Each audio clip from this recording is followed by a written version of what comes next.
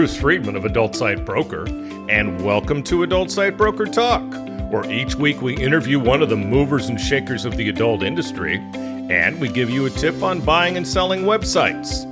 This week we'll be talking to Raja of Chargeback Help.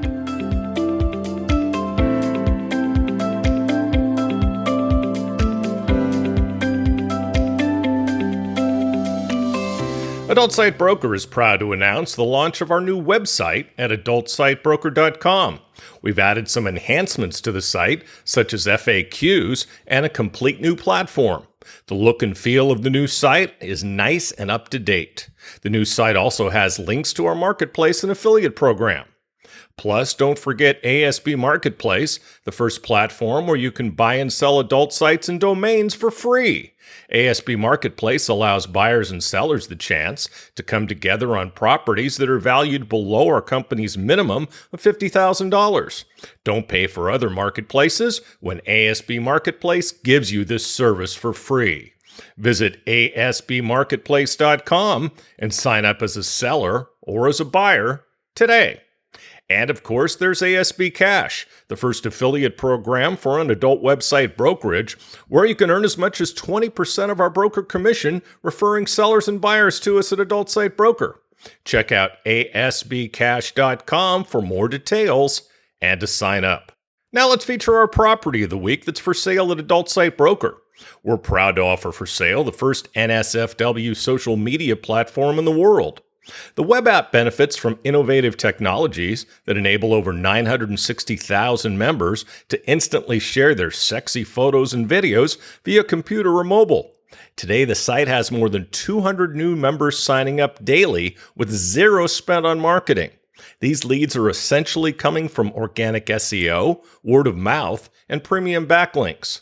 The site has received great articles in top magazines such as Playboy, Daily Dot, Refinery 29, and more. In 2019, the site started recurring subscriptions, which made it a more private platform since only registered members now have access to the content. While it impacted the traffic on the platform, the user base is now very valuable as the site only accepts verified users. There are now over 60,000 active members. Average time on the site is over 10 minutes. The site has a team of 4 super users moderating the platform to ensure there is no illegal content among the photos and videos. Also, there's a report feature so that every member can report content that might infringe on somebody's rights. The site gets most of its traffic from the USA, Brazil, Mexico, France, and Spain. All this for only $843,000. Next Monday on the Hanky Panky podcast, Coral and Jewel will welcome male performer and producer Texas Bullstud. You can find the Hanky Panky podcast at hankypankypodcast.com and wherever fine podcasts can be heard. Now time for this week's interview. My guest today on Adult Site Broker Talk is Raja Choudhury of Chargeback Help. Raja, thanks for being with us today on Adult Site Broker Talk. Thank you for having me. It's a pleasure. Now, Raja is founder and CEO of Chargeback Help. Raja has worked in the e-commerce space since its infancy in the 90s. Starting out as a merchant entrepreneur, Raja gained extensive experience in payment processing and its risks. In particular, he noticed that chargebacks and fraud cost him and his peers significant time and resources to deal with, and in many cases, colleagues were losing their processing entirely. So in 2013, he co-founded Chargeback Help to help merchants fight back against fraud and chargebacks. The venture has since grown with offices in the U.S. and Europe, with clients ranging from small, high-risk businesses to enterprise-level firms with large merchant portfolios. Chargeback Help currently provides dispute management solutions through an SaaS platform called Chargeback Help Plus. The platform integrates a variety of tools that not only help merchants reduce chargebacks, but also allow them to recover revenue from friendly fraud and to even prevent the disputes that become chargebacks from ever happening in the first place. Chargeback Help has its roots in adult. Now, Raja, maybe you can tell us a little about yourself and how Chargeback Help came to be. You did a pretty good job of explaining it. I try. We started off as merchants in the adult space We've run adult offers for, I can say, decades now. I can't believe I can say that. That's really true. We're both old now. we were having an issue with chargebacks, and we were given an opportunity by a company called Verify to become one of their first reselling partners in the adult space, and that's sort of how we got our start. Now, let's talk about where did chargebacks come from, and maybe you can explain them more for the layperson. Actually, one of my pet projects is to help people understand the birth of chargebacks and why we're in this mess to begin with. So we have to go back all the way to the 1970s. In the 1970s is sort of when credit cards started becoming popular in the U.S., and the government needed the credit card companies to come up with a way so that consumers could dispute a transaction with the credit card companies. And in the 1970s, the Consumer Protection Act was born, and they created chargebacks. Right. So this system that we're dealing with now has its roots to a commerce space in the 1970s, where there's no internet, there's no recurring transactions. Everything had to be done in person. So the idea of a chargeback was that it was never supposed to be designed for a card not present situation. Sure. It was never supposed to be designed to be done over the phone or over email or over fax.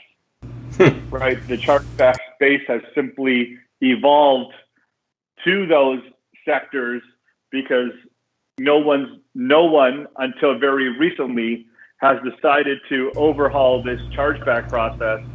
Again, that was started in the 1970s. But thankfully, it looks like Visa and MasterCard are making some significant changes to the dispute system. And this call is sort of about an opportunity to talk about those changes and how they're going to affect all merchants and what they can do to be prepared for them.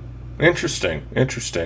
And when do you think that they'll have those rules and regulations finished?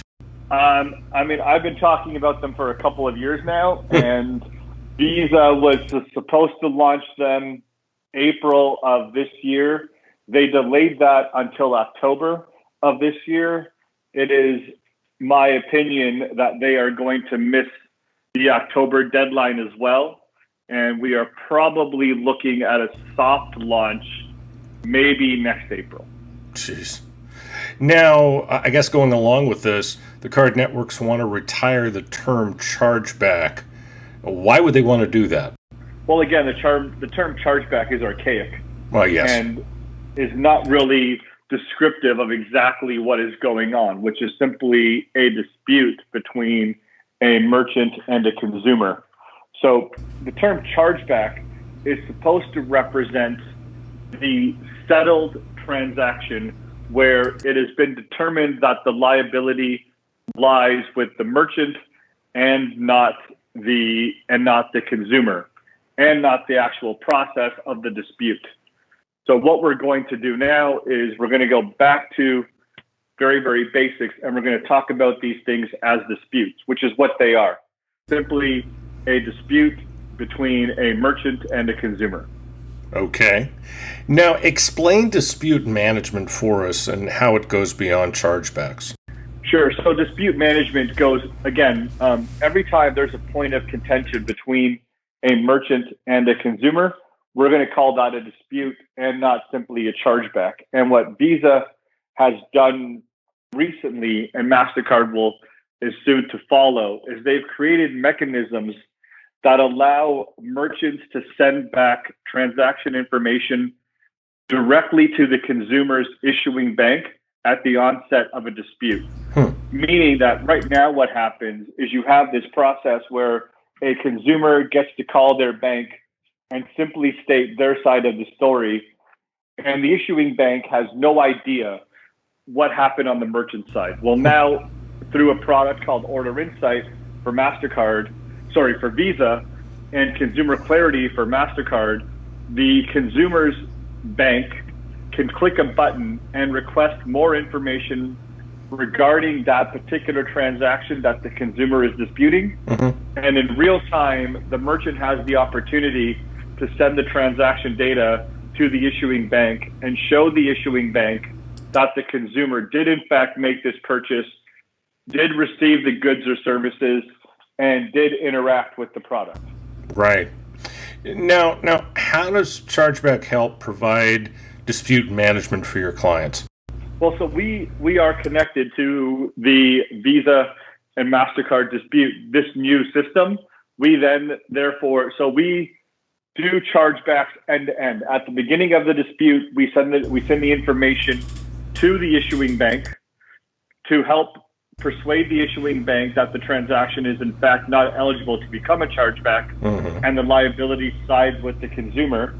If the issuing bank still believes that they want to proceed with the chargeback, then it gets diverted to an alert. And at this stage, the merchant has the opportunity to accept liability on the transaction, refund the transaction, and the chargeback will go away. The merchant also has an opportunity to be like, you know what, we still want to fight this chargeback through what we call the representment. And then the merchant can tell the issuing bank, you know what, go ahead, file the chargeback, we're going to represent it. Tell us more about the representment. Sure. Representment is once a chargeback is received by the merchant, they have an opportunity to file some paperwork and some documentation to show that the chargeback was in fact a valid transaction and that the consumer should be liable for the purchase. Okay. Is this done in most cases? No. It is done in very few cases. I think that the actual representment stats are something like 10% of chargebacks are represented. Why is that? Most merchants don't know how to do it, or they've tried a couple of times and they've either done them wrong or they didn't submit enough documentation, and so they lose a couple of representments, and the packages take some time to put together, so they decide it's not worth it. And you do that for your clients? We do. I mean, that's one of our core businesses is we put together the packages on behalf of our merchants. We are very good at automating this process so that we connect to the merchant via API, and we gather all the data electronically and then put the package together. We also connect to the merchant's bank, our merchant's bank account, our merchant account, so that we can pull the chargebacks directly from the merchant accounts. Right. And then together, then we put the packages together through integrations to the merchant's gateway and CRM. That's great. Now let's talk a little more about compelling evidence as it relates to adult. What's the best data for adult merchants to use in fighting chargebacks? The more proof that the merchant can show that the consumer integrated with the product or used the product, the better off the merchant is. So login history, any content that they viewed, any customer service emails, any phone calls, if they're using a call center that records the phone calls. We can even attach a voice file that will allow the issuing bank to play the message. If they have chat history, if it's a dating site, they may have chat history between the consumer and a potential date. Or if it's a cam site, they may even have cam to cam, which we have submitted as one of my favorite methods of proof is when we have cam to cam evidence of a consumer using the product. I love it. Now, how can adult merchants prevent unrecognized transactions? It's a real challenge since adult merchants have to be somewhat discreet in what descriptors go on a customer's bank statements. For instance, it's XYZ Inc. or whatever. Sure. I mean, the answer is that once the consumer goes to the URL, first of all, they should all be using a URL in their descriptor so that the consumer has a destination to go to resolve any disputes that they might have with their transactions. Okay. And through some very basic, like email and last four of the credit card, they can see all their transaction history. And if they want to cancel their membership, they're able to do so. Or if they want to dispute their last month of membership, they're able to do so. Or their last token purchase, whatever it is. Right. You give them electronic means to dispute those things, and oftentimes it's better just to refund the last transaction and keep everything else. Got it. That's step one. And Oh, sorry. No, go ahead. I was gonna say as well, there are a number of tools that they can use to help prevent fraud, such as AVS check, which is address verification. Right. You can make sure that the address that they're entering on the credit card page matches the same one on their billing profile with their issuing bank. Right. Okay. Anything else?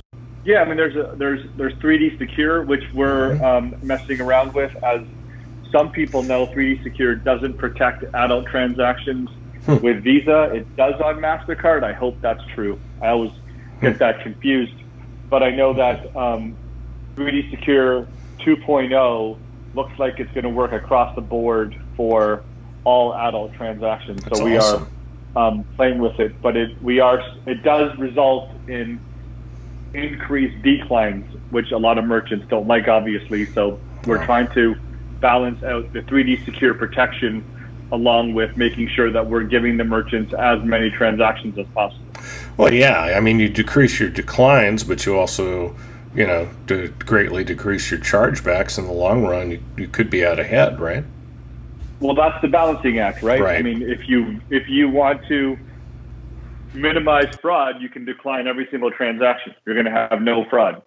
You're also going to have no business. So what we do is we try and accept the maximum amount of fraud while maximizing the revenue. So there's an inflection point that happens in the data where you'll be like, okay, if we, let's say we turn off AVS and now we're getting a whole bunch of approvals, but the chargeback ratio is too high, then we'll turn AVS back on for a merchant and be like, okay, that's an acceptable level of fraud.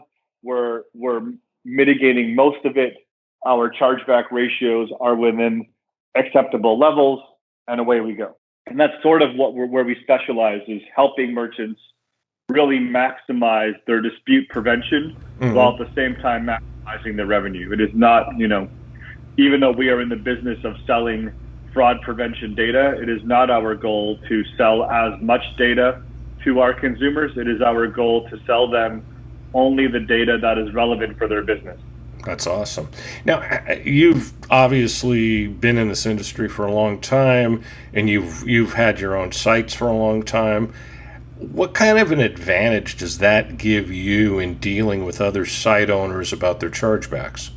Well, I think that some of our competitors have never been merchants, so they don't actually understand all the costs that go into running a website, like affiliates, traffic, customer support.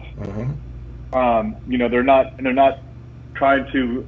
We also understand that merchants are trying to maximize their retention revenue, to maximize everything, and because we understand every single factor that goes into running a successful affiliate type business, or forget affiliate business, and a successful e-commerce business, I think it puts us in a unique position to understand our merchants' predicaments. Oftentimes we tell our merchants, for example, that we know that the affiliates have to get paid first, right? So if cash flow comes into account, if we can help our merchants out, we're more than willing to help our merchants out by telling them that, you have to pay the affiliates first. I mean, I understand that. Sure. Now, give us the lay of the land in dispute management. This sector has seen a lot of changes in recent years. Who are the key players? I mean, obviously the card networks, Visa and MasterCard, but they've also brought they're also brought in on the dispute space as well. So tell us a little more about that. Obviously, dispute management starts with the card schemes, Visa, MasterCard, American Express, Discover. Mm-hmm. They have recently acquired a couple of companies. MasterCard bought a company called Ethica, and Visa bought a company called Verify. We started off as resellers of both Ethica and Verify. And with their recent acquisitions by the card schemes, we are now direct partners with Visa and MasterCard. Oh, wow. Now, Visa and MasterCard don't have a relationship with merchants or consumers. They have a relationship with issuing banks and acquiring banks. Mm-hmm. So what that means is that Visa and MasterCard are going to push these products out to consumers through the issuing banks and to merchants through the acquiring banks. So recently we have built products to help acquiring banks connect these products to merchants. So acquiring banks, for example, have no idea how to connect to a merchant CRM. Mm-hmm. Well, we do. Right. So we've been helping acquiring banks.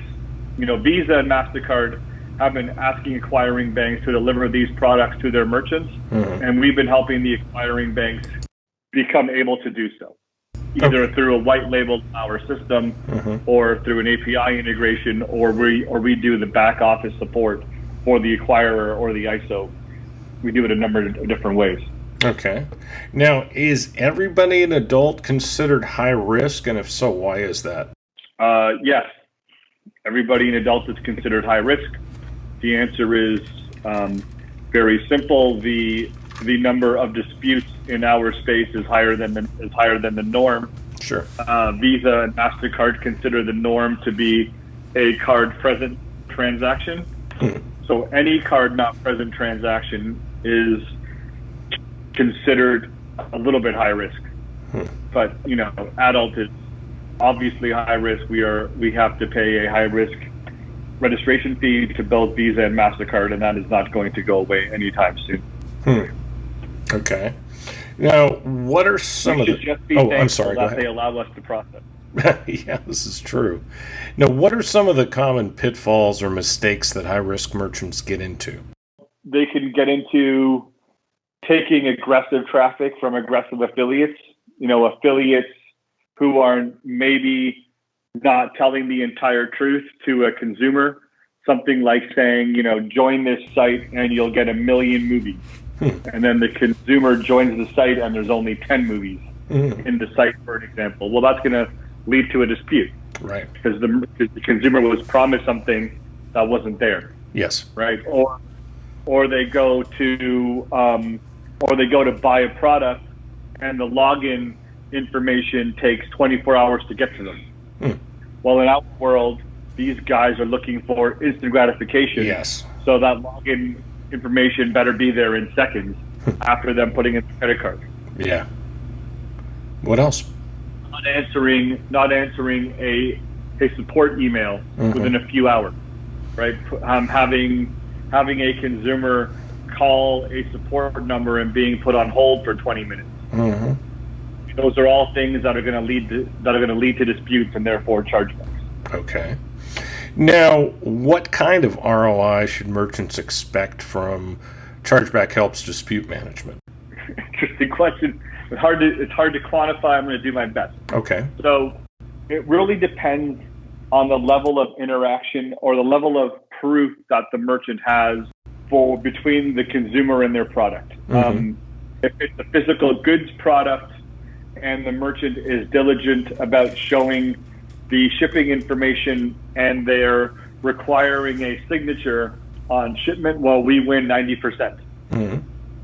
If it's a very aggressive dating merchant and the level of interaction between the consumer and the product is minimal, we're going to win 30%.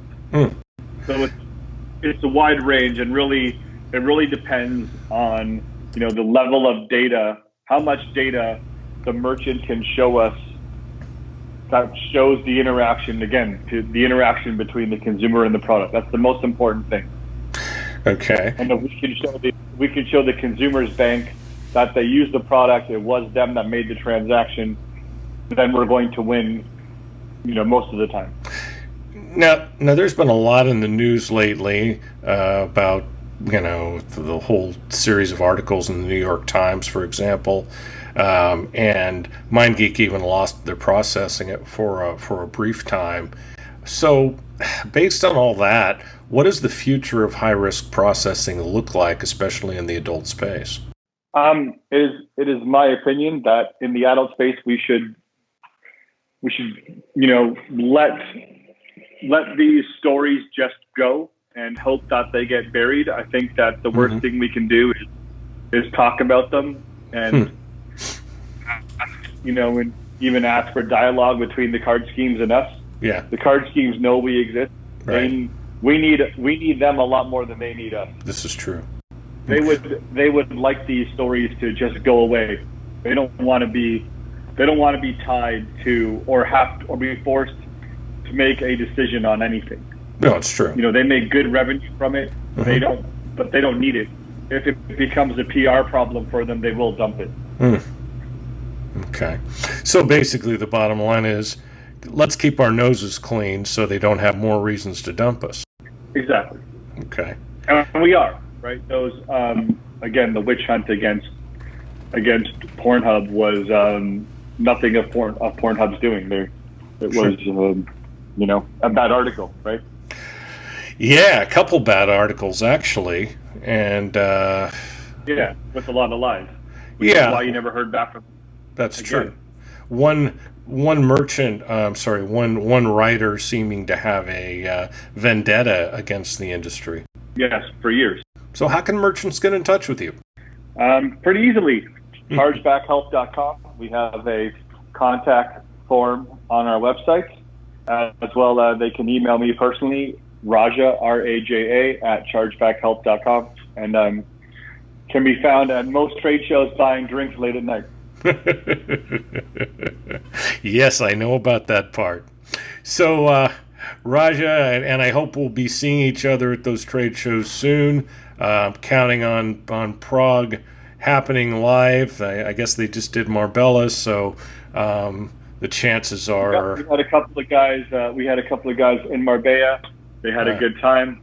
The show was fruitful. I'm going to be in New York for Affiliate Summit East next week, July 15th through 20th. Oh, good. And then I'm planning at being at the shows in the fall. I'm a little sad this year that there is no Oktoberfest, as you may or may not know. I look forward to that every single year, but 2022 will be bigger than usual, I hope. We're all counting on it. Well, hey, I'd like to thank you once again for being our guest today on Adult Site Broker Talk, and I hope we'll get a chance to do it again really soon. Thank you very much, Bruce. I really appreciate it. Thank you. My broker tip today is part 4 of how to buy an adult website. Last week we discussed making an offer and deciding the best price for the site you're buying. Once you've made your offer, the work really begins. If you're working with a broker, like say, maybe Adult Site Broker, we handle the negotiation for you. Let's say the seller doesn't accept your offer. They may make a counteroffer. If you decide that you're willing to pay more, you can either accept their counteroffer or counter back to them. A good rule of thumb is to always leave room to negotiate. So don't make an offer that's the absolute most you're willing to pay. If you do that, then you have nowhere to go if the owner counters your offer. Once the owner and you have come to a deal, then it's time to do some due diligence beyond what it is you've already done. During the initial process of looking at the site, you should have asked some questions, like in the case of a pay site, how many joins and rebills there are per day, and any other pertinent questions. During due diligence, you need to make sure everything is where you need it to be technically to integrate it with what you're already doing. You may even get your developer involved if you're not tech savvy. You and your developer should ask those pertinent questions. Once those are answered to your satisfaction, you should either have the seller or yourself draw up a sales agreement. I always tell my clients to pay an attorney and to do the agreement. Why? Because that way you can dictate the terms. So whether you're the buyer or the seller, you make the rules. However, just be ready to have the seller's attorney change some of those rules. Nothing is final until everything is signed off on. Another thing we do for our clients is to do a letter of intent prior to the sales agreement being done. This gives your attorney a roadmap for the agreement. The letter of intent, and more so the agreement, will have all of the terms involved, including who pays for everything, who pays for escrow, for instance. This can be paid by the buyer, the seller, or split between both parties. We'll talk about this subject more next week. And next week, we'll be talking to Claude from X10. And that's it for this week's Adult Site Broker Talk. I'd once again like to thank my guest, Raja from Chargeback Help. Talk to you again next week on Adult Site Broker Talk. I'm Bruce Friedman.